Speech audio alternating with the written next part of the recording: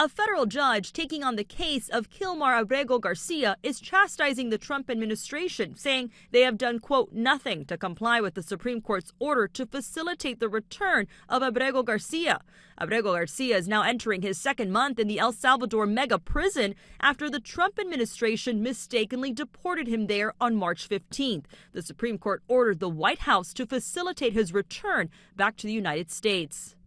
Judge Paula Xinis declaring every day Abrego Garcia spends in that prison is a day of further irreparable harm.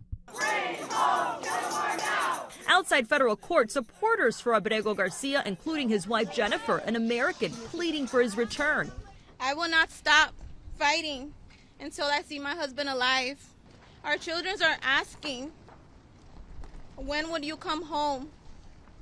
And I pray for the day I tell them the time and date that you'll return.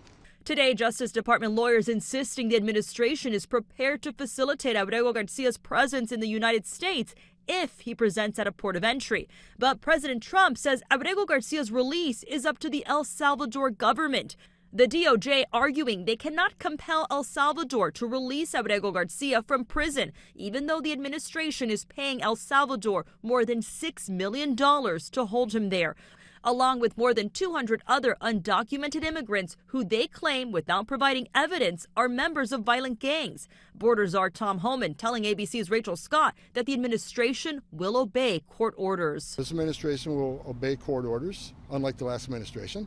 But if you ask me if I'm in favor of returning terrorists to the United States that are gang members, that have murdered and raped young women in this country, no, I'm not in favor of that at all.